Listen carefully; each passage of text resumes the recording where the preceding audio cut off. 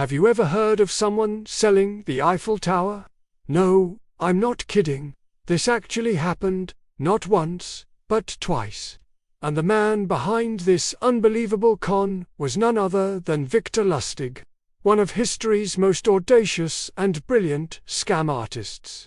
Born in 1890 in what is now the Czech Republic, Lustig was a man of many talents. He was fluent in at least 5 languages, impeccably dressed, and possessed a charm that could disarm even the most skeptical person.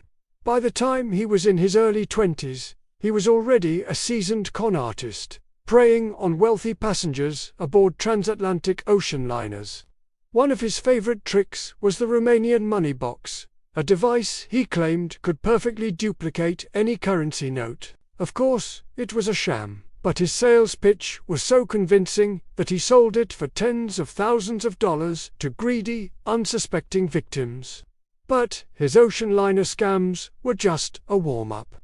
Lustig's masterpiece, his grandest performance, was yet to come. In 1925, he arrived in Paris. A city still recovering from World War I, he read a newspaper article discussing the high maintenance costs of the Eiffel Tower. The article mentioned, perhaps jokingly, that the government might even consider selling it for scrap.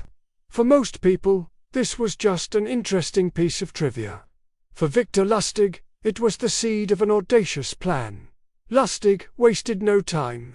He forged official-looking government documents, identifying himself as the Deputy Director General of the Ministry of Posts and Telegraphs. He then sent formal, confidential invitations to 5 of the city's top scrap metal dealers, summoning them to a secret meeting at the luxurious Hôtel de Crillon, one of Paris's most prestigious hotels. Picture the scene: a lavish suite, hushed tones, and an air of utmost secrecy. Lustig, exuding an aura of authority, explained to the dealers that the city could no longer afford the upkeep of the Eiffel Tower. It was a national embarrassment, he claimed, and the government had made the difficult decision to have it dismantled and sold for scrap.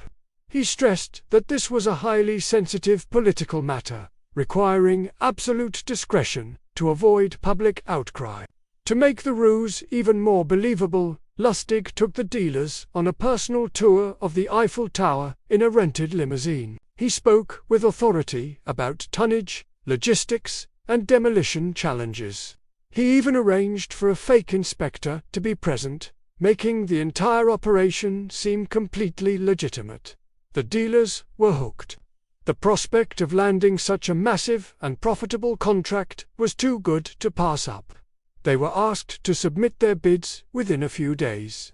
However, Lustig had already chosen his target, a man named André Poisson. Was a bit of an outsider in the Parisian business community and was desperate to make a name for himself. Lustig sensed his insecurity and knew he was the perfect mark. As the deadline approached, Poisson's wife became suspicious. Why all the secrecy? Why the rush? Sensing a snag, Lustig arranged another meeting with Poisson. He confessed that as a government minister, his salary was modest, and it was customary for deals of this magnitude to involve a little something extra on the side. In other words, he was asking for a bribe. This was the masterstroke. For Poisson, this didn't raise a red flag, it lowered one. In the corrupt business world of the time, a government official asking for a kickback was completely normal. It actually made Lustig seem more authentic. Poisson's doubts vanished. He handed over not only the payment for the Eiffel Tower, but also a hefty cash bribe to secure the deal. Once the money was in his hands, Victor Lustig didn't stick around to see the look on Poisson's face. He grabbed a suitcase full of cash and took the first train to Vienna. He laid low, eagerly checking the Parisian newspapers every day, waiting for the headlines to explode with news of his incredible scam. But nothing happened. Days turned into weeks, and there was complete silence. Why? Because André Poisson was too embarrassed to go to the police. He had been so thoroughly duped that reporting it would have made him a laughingstock and ruined his reputation in the business world. He chose to swallow his loss and his pride. For Lustig, this was like a green light. If it worked once, why not try it again? A month later, he returned to Paris, gathered a new group of 5 scrap metal dealers, and tried to sell the Eiffel Tower for a second time. He ran the exact same playbook: the forged documents, the secret meeting at a fancy hotel, the grand tour. It was working perfectly. However, this time, just as he was about to close the deal, one of the dealers grew suspicious and went to the police. But before the authorities could close in, Lustig, with his uncanny sixth sense for danger, smelled trouble and fled to the United States just in time. In America, Lustig continued his criminal career.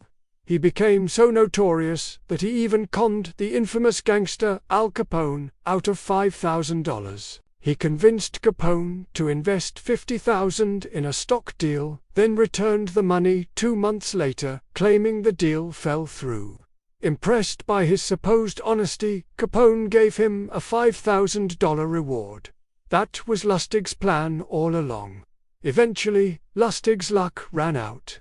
He was finally arrested by federal agents, not for selling the Eiffel Tower, but for a massive counterfeiting operation. Even then, his story wasn't over. A day before his trial, he escaped from a federal prison using a rope made from bedsheets. He was recaptured a month later in Pittsburgh. Victor Lustig was sentenced to 20 years in the infamous Alcatraz prison.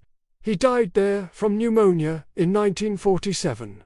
On his death certificate, under occupation, it simply read, "Apprentice Salesman." A final, ironic twist for the man who sold the Eiffel Tower twice. So, what can we learn from Victor Lustig?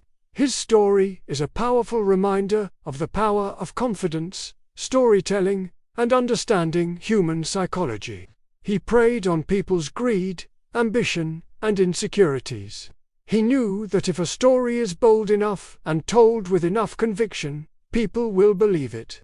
He was a true artist of the con, and his legacy as one of the most daring criminals in history lives on. Thanks so much for watching. If you enjoyed this wild story, don't forget to hit that like button, subscribe to the channel, and ring the bell so you don't miss our next video. See you next time.